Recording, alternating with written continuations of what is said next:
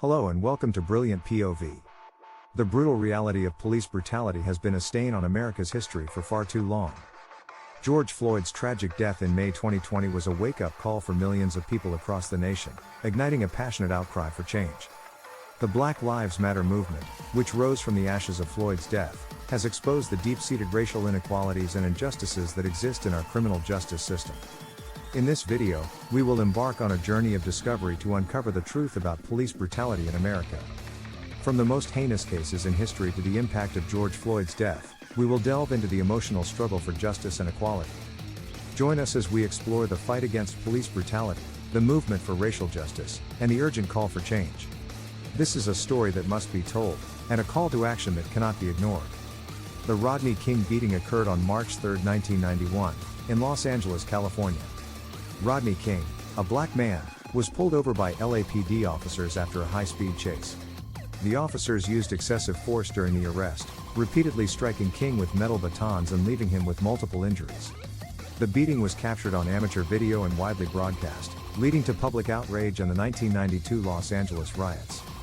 4 LAPD officers were charged with use of excessive force, but were acquitted, leading to further anger and unrest. The incident is widely seen as a turning point in public perception of police brutality and the use of force by law enforcement.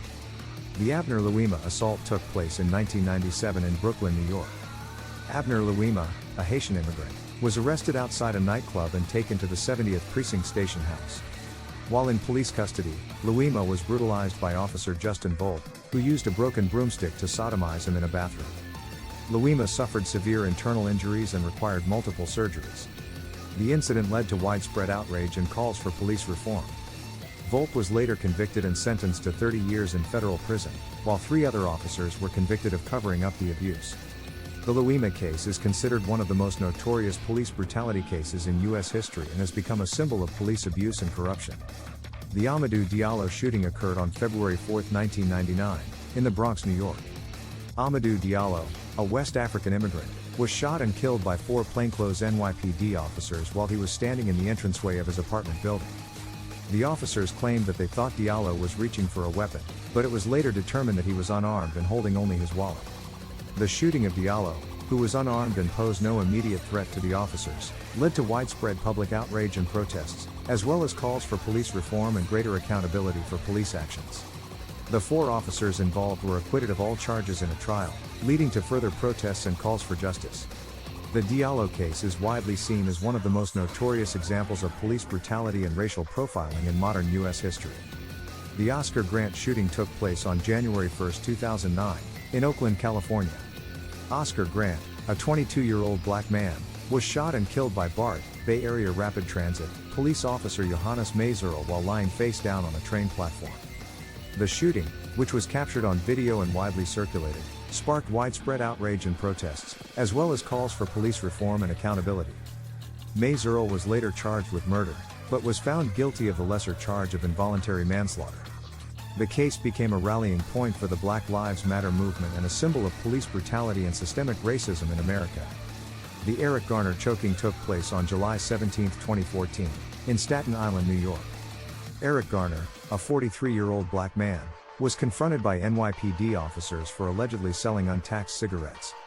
During the confrontation, Officer Daniel Pontalio put Garner in a band chokehold, causing him to lose consciousness and later die. The incident was captured on video and widely circulated, leading to public outrage and protests. Despite the evidence of excessive force, a grand jury declined to bring charges against Pontalio, leading to further protests and calls for police reform. The death of Eric Garner and the failure of the criminal justice system to hold the responsible officer accountable became a symbol of police brutality and systemic racism in America, and was a key catalyst for the growth of the Black Lives Matter movement. The Michael Brown shooting took place on August 9, 2014, in Ferguson, Missouri. Michael Brown, an unarmed 18-year-old black man, was shot and killed by Ferguson police officer Darren Wilson during a confrontation on the street.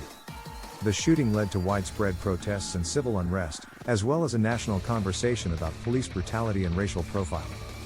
A grand jury declined to bring charges against Wilson, leading to further protests and calls for police reform.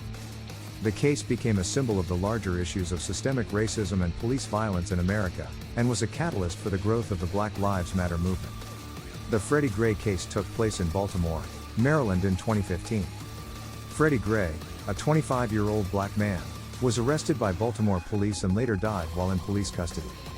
Gray suffered a fatal spinal cord injury while being transported in a police van, and his death sparked widespread protests and civil unrest in Baltimore and beyond. 6 police officers were charged in connection with Gray's death, but all were either acquitted or had the charges against them dropped. The case was seen as another example of police brutality and systemic racism in America, and was a part of the larger conversation about police reform and accountability that was taking place across the country at the time. The Breonna Taylor case took place on March 13, 2020, in Louisville, Kentucky. Breonna Taylor, a 26-year-old black emergency medical technician, was shot and killed by Louisville police officers while they were executing a no-knock warrant at her apartment.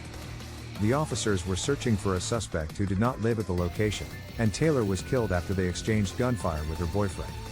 The case led to widespread protests and calls for justice, as well as a national conversation about police reform and accountability. The officers involved were not charged with Taylor's death, leading to further protests and calls for change. The Breonna Taylor case became a symbol of the larger issues of police brutality and systemic racism in America and was a part of the growing movement for racial justice and equality. The Dante Wright case took place on April 11, 2021, in Brooklyn Center, Minnesota. Dante Wright, a 20-year-old black man, was shot and killed by Brooklyn Center police officer Kim Potter during a traffic stop.